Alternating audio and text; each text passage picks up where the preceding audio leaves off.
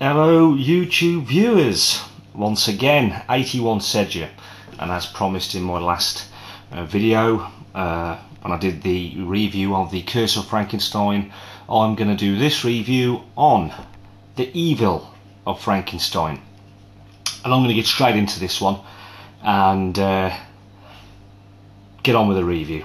Here we go. The Evil of Frankenstein. This one was the third in the entry to the Frankenstein films. The second sequel was The Revenge of Frankenstein, one which I haven't reviewed yet, but I will be doing in the future. It stars Peter Cushing again as the Baron Frankenstein, and it was filmed between the 14th of October to the 16th of November 1963. This one was released on the 1st of June 1964. I think it's about 86 minutes long, doesn't really matter, and it was directed by Freddie Francis. Now this Frankenstein movie was being made by Hammer for Universal. That's why in the movie the creature looks slightly like Boris Karloff did when he did his Frankenstein movies. Obviously they were for Universal, so being as it was for them, they didn't have no issues or problems with recreating the monster to look slightly like him. You know, the big boots and the flat style head, and you know, a big hulking monster, big giant size monster. Right, let's get on to a little bit of the story of the film. Basically, Baron Frankenstein's experiments at a watermill they're disrupted by a priest, and fearing arrest, the Baron, who of course I've said before is played by Peter Cushing, and his assistant Hans, who's played by Sandor Els, they flee to Karlstad, the site of Baron's chateau. The chateau was where he was expelled from 10 years earlier after his creature ran amok. He finds the chateau looted, but the laboratory still intact. They go out into the town, and he observes that both the corrupt burgomaster, who was played by David Hutchison, and the chief of police, played by Duncan Lamont, have stolen various items of his belongings. He gets mad, the Baron, and he confronts them, only narrowly evading arrest. They go up into the mountains to hide from the pursuing police. Once up there, they come across a deaf-mute girl who's played by Katie Wilde, and she guides them to a cave in the mountains. Frankenstein, once in there, discovers his creature, who is played by Kiwi Kingston, who I think was from New Zealand.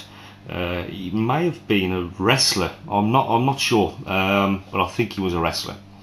Anyway, they find him preserved in a ice glacier. They thaw him out, and the monster returns to the laboratory.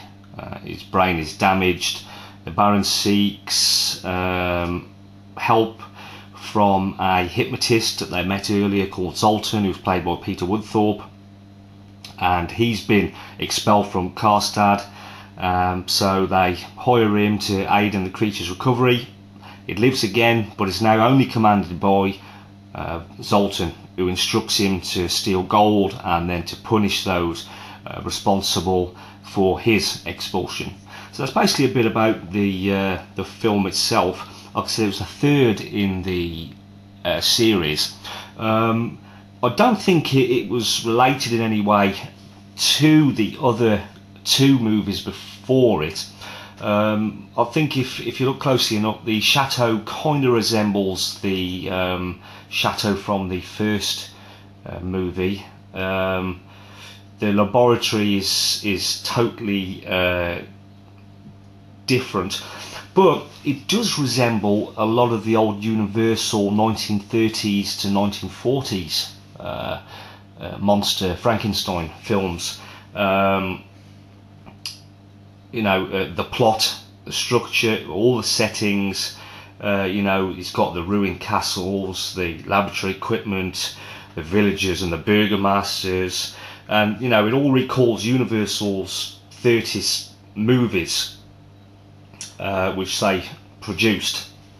I have the DVD for this, but I've decided to just put the VHS copy on display for you. I think it's got a better case, that's the only reason. I like collecting all Hammer horror stuff, and if I can get the old VHS versions, I'll still pick them up if I can. They're relatively cheap. That's all I can say really about this one, folks. I mean, I thoroughly enjoyed it. It wasn't the best one in the series. It wasn't one of my favourites.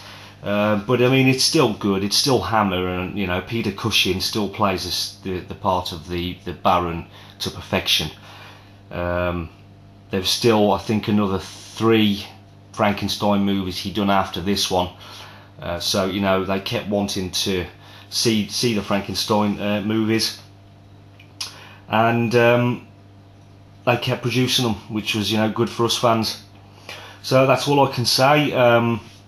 I'm going to stick a trailer for the film on at the end of this review, so stay tuned and keep your eye out for that.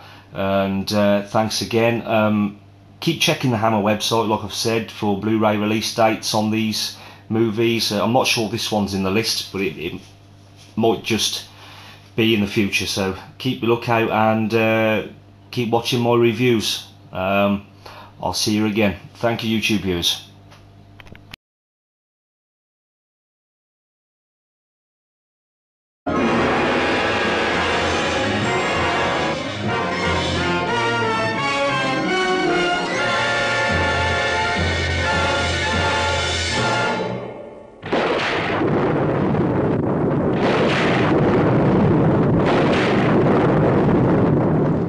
Interrupting my work. Your work. The work of the devil. Hans, please, Father. You can't. No!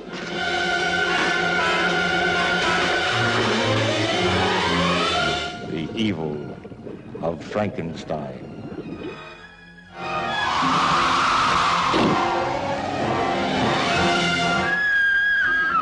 The evil of a man who created a monster by crude surgery and harnessed the tempestuous forces of nature to give it life. The evil of Frankenstein unleashed a monster that terrorized a whole community.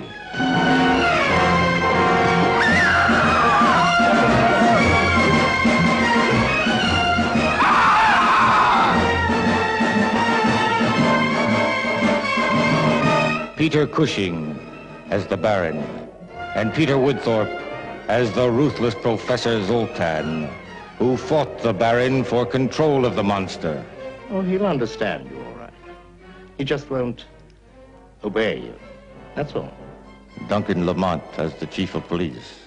Katie Wilde and Sanderels as two young people caught up in the evil of Frankenstein.